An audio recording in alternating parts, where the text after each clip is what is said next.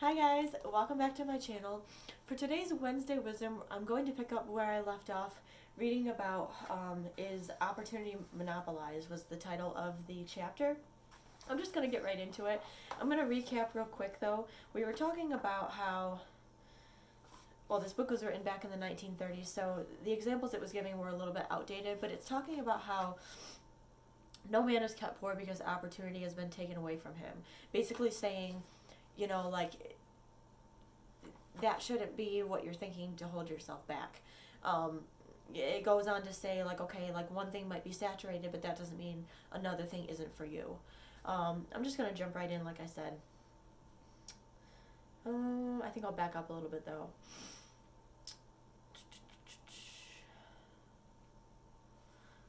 You know what? I think I'm going to kind of paraphrase this chapter because if I remember correctly, it's just basically talking about factory workers and farmers and the railroad and stuff because that's what was going on back then. And it really doesn't give too many examples as far as personal growth, which is what we're focusing on, so I might skip through some of this. The working class may become the master class whenever they will begin to do things in a certain way. The law of wealth is the same for them as it is for all others. This they must learn, and they will remain where they are as long as they continue to do as they do. So if you guys have ever heard the saying, in order to become something you've never been, you've got to do things you've never done. It's the same concept. The individual worker, however, is not held down by the ignorance or the mental slothfulness of his class. He can follow the tide of opportunity to riches, and this book will tell him how. No one is kept in poverty by a shortness in supply of riches. There is more than enough for all. The visible supply is practically inexhaustible, and the invisible supply really is inexhaustible. So I'm just going to kind of explain a little bit about what that means. If you guys are new to my channel, I practice mental health, spiritual wellness, and physical health. I'm really into fitness and everything like that. I'm working towards competing in 2020, but I wouldn't have gotten here. I wouldn't have been able to do this if my mental and spiritual health wasn't taken care of as well.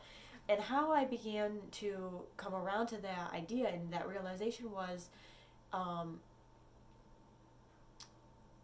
had this experience back in January of 2019, and I'm not going to go into detail. I might do a story time video sometime. It's a pretty heavy topic as far as spirituality goes, but I had an experience where, it was kind of like one of those life things that hit you and you're like, I don't know too many people who have actually had this experience, but then again, it's not really something we openly talk about. It was kind of like I was having this vision of what universe really is, or God, or source, or whatever you guys call it.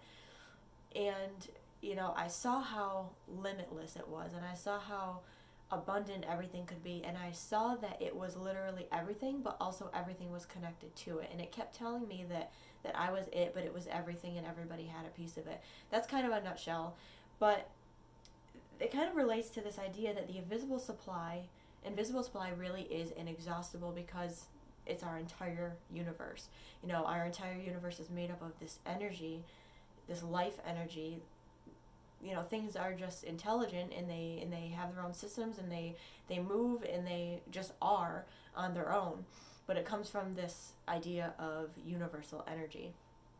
So once I understood that, and I began to see how I was a part of it, how you are a part of it, how all of us are a part of it, I began to realize how limitless I really am, and how precious my life actually is because of how short it is, and it's not worth it to waste it doing something I don't believe is right for me.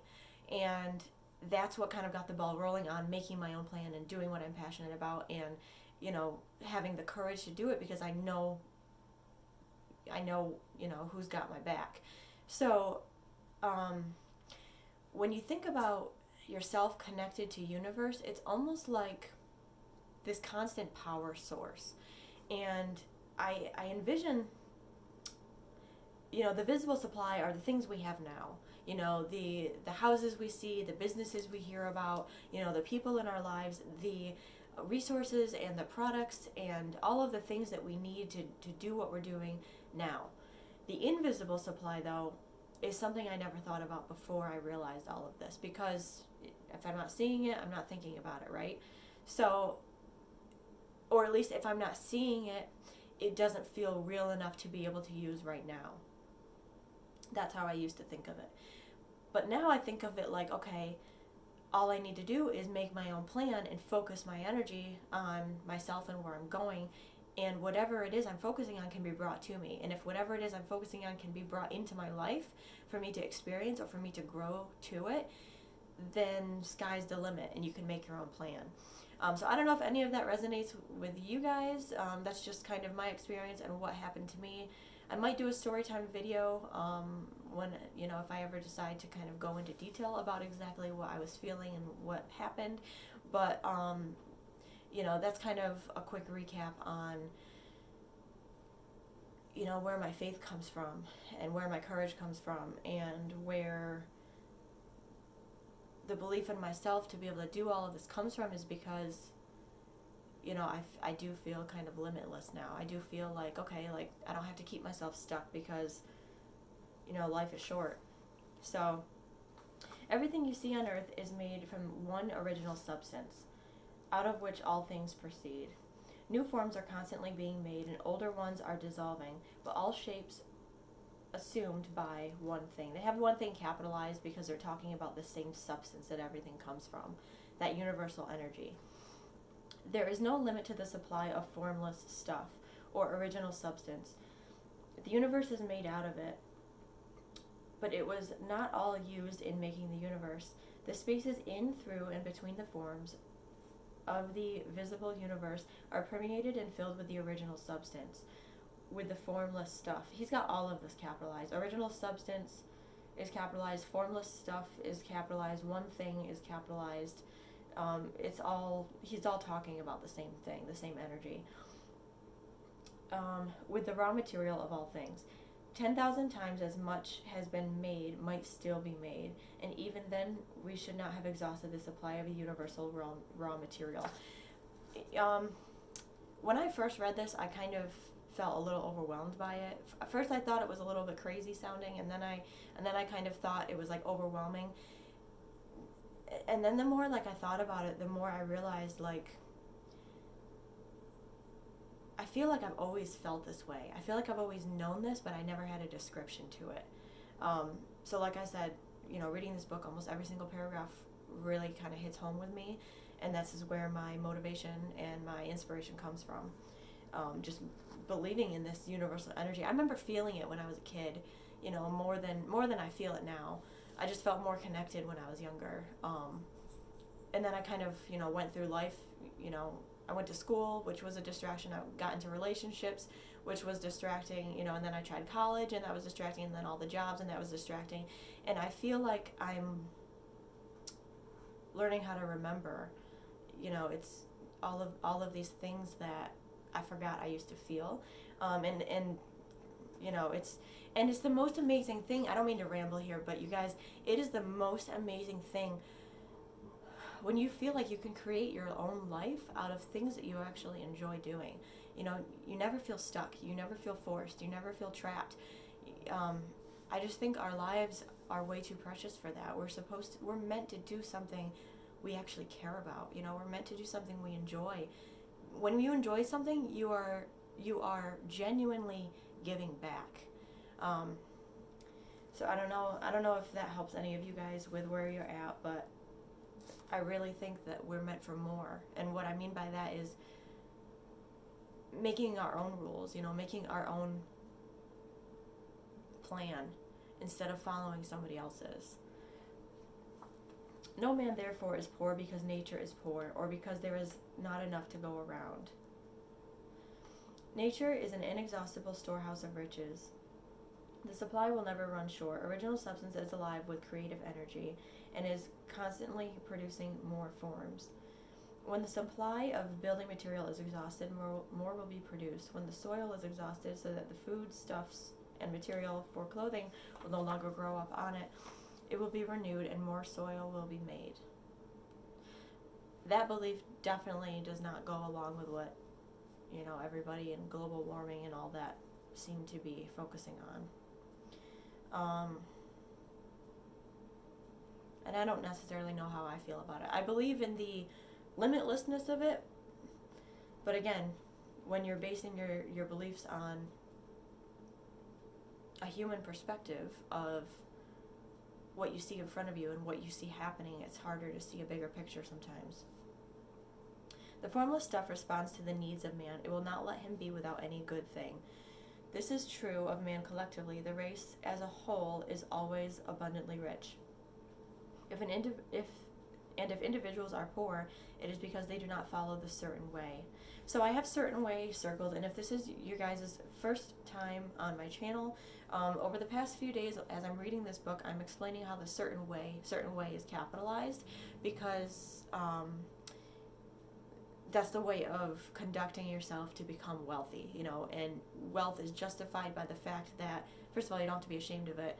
You do deserve it. It's nothing to feel guilty over. It doesn't make you a bad person once you have it. All it is, for the majority of people, I know some people are, pretty selfish and stingy with it, but the majority of us naturally have this human desire to become wealthy because all it is wanting to express our lives fuller. And that's beautiful. That's what we were sent here to do. We're sent to make the most of ourselves, create things, and you can't do that without wealth. You need money to buy the supplies you need to be able to do that. You need money to buy the supplies to express your creativity, or to have the experiences and the travel and to see things. There's nothing wrong with that. So this certain way is talking about, the behaviors you need to have developed in order to get there. And I'm just going to end this video with a note that I made in this book, and it says, a certain way, which is focusing on what you want, not what you don't want, in faith and communication with Source. So those are my own words, just based on what I was feeling that day. It's amazing how much we focus on what we don't want subconsciously without even trying. And if you start to realize that you're doing that, and you start to see how many times you do that, first you become conscious of it, and then it feels overwhelming because you feel like you have to monitor every single thought that you have, which is impossible. We have like over 60,000 thoughts a day. But if you watch the movie The Secret, if you believe in what I'm talking about, you know that it's not your thoughts you have to monitor, it's your feelings. You can be thinking one thing and feeling a totally different thing. As long as your feelings are always focused on something good, you're going to attract more good into your life. You're going to attract the things that make you feel good. You're going to attract a good experience. It's kind of like you get more of what you see. If you start looking for bad things, negative things, you're going to get them. If you start looking for good, you're going to get that too. So it's basically saying you build yourself higher and higher and higher by getting good at feeling good. So I'm just going to stop there.